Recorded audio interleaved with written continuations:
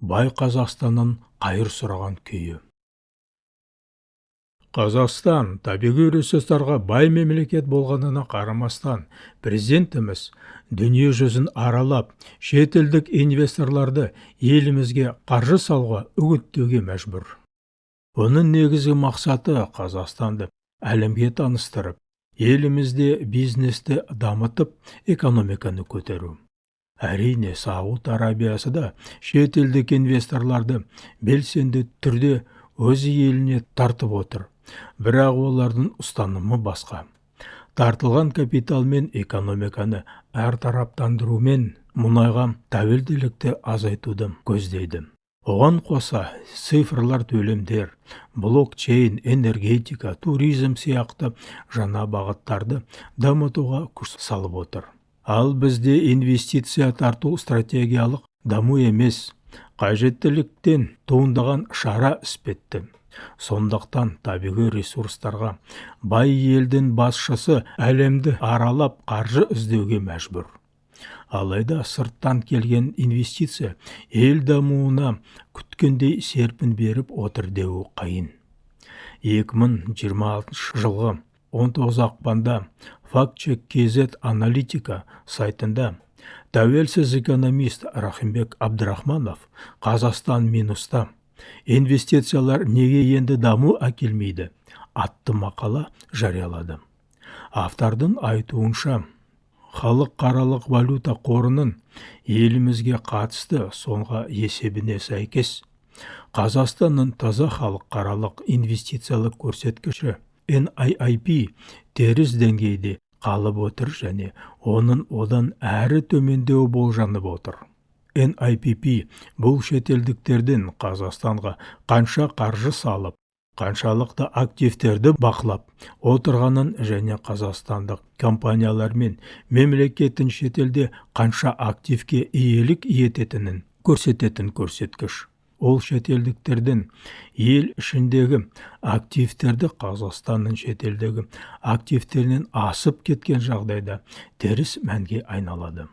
Бұл жалпы алғанда елдің сыртқы әлемге берешегі өзіне тиесілі сыртқы активтер көлемінен артық екенін білдіреді. 2025 жылы бұл көрсеткіш шамамен минус 74 миллиард долларды. Яғни жиынның 24% құрады. Ал 2030 жылға қарай минус 143 миллиард долларға жиынның 32%-на дейін жету мүмкін деген болжам бар. Бұл іс жүзінде нені білдіреді? Қазақстан жыл сайын шетелдік меншік иелеріне дивидендтер, қарыздар бойынша сыйақылар және шетелдік компаниялардың табысы ретінде төленетін қаражат көлемін ұлғайтып келеді. Меніңше, Қазақстанда өндірісті дамытуға мүмкіндік жеткілікті. Тек жер қойнауындағы байлық емес, қаржы ресурстар да бар. Бірақ оны дұрыс жұмсауға ақылдар жетпейді.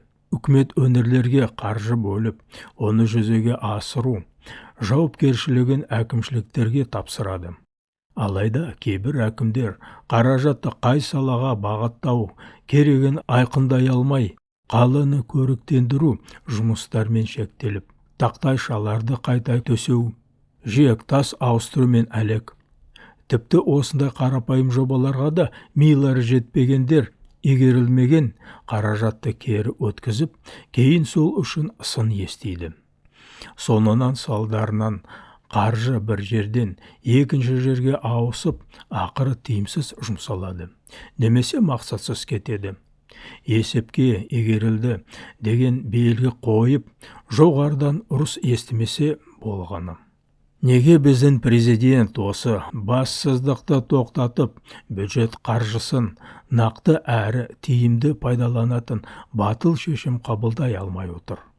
Неліктен 7 жыл ішінде кәсіби әрі нәтижелі жұмыс істей алатын үкімет пен әкімдер құрамын қалыптастыруға қол жеткізе алмай отыр? Білімдік тиімді келіссөздер жүргізуге септігін тигізеді.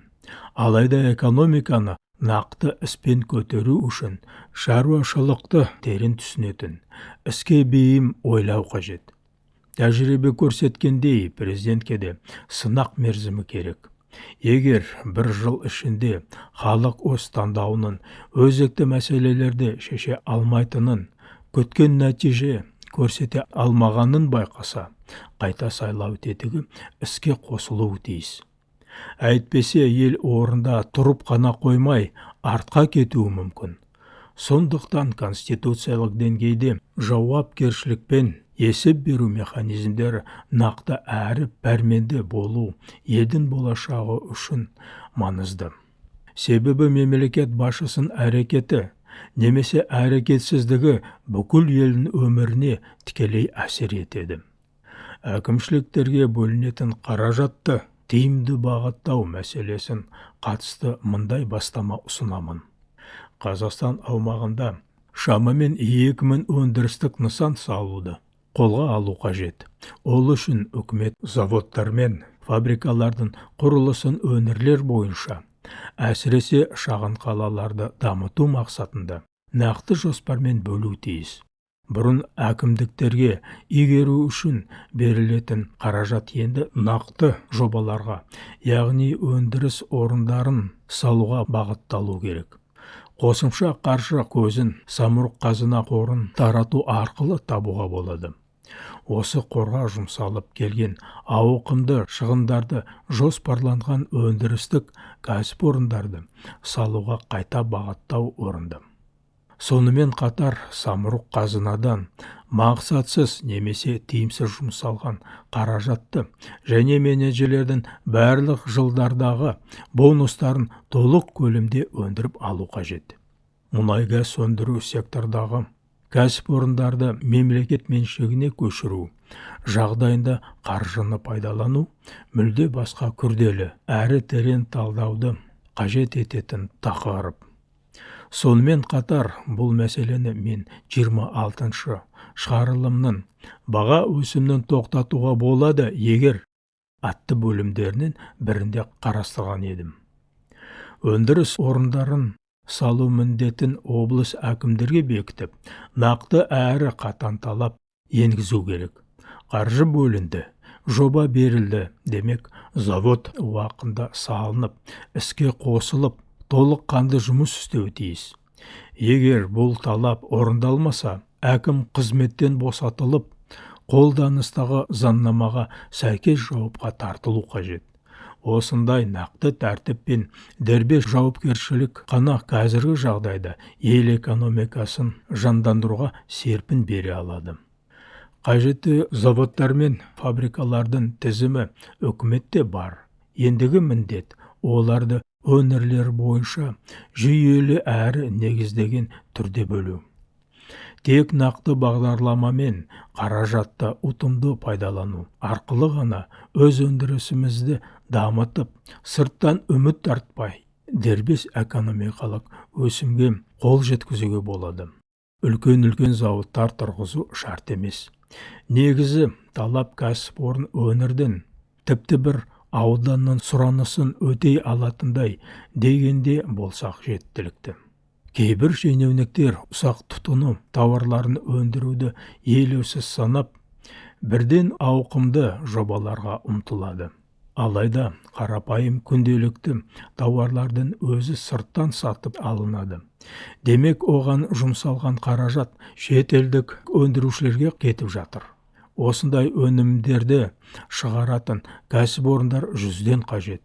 Сондықтан тек ірі заводтармен шектелмей, орта және шағын өндіріс орындарында дамыту керек. Бұл жаңа жұмыс орындары, халықтың тұрақты жұмыспен қамтылуы, өнеркәсіп саласында білікті мамандар санының артуы және салық түсімдерінің көбею деген сөз. Алайда халықты кең ауқымда жұмыспен қамтуды әр қалада бірнешеуін ашуға болатын шағын кәсіпорындар қамтамасыз етеді. Осындай нақты әрі жүйелі тәсіл арқылы экономиканы жандандыруға болады. Алайда бұл үшін басқару стилі мен саяси бағыт өзгерту қажет деп санаймын.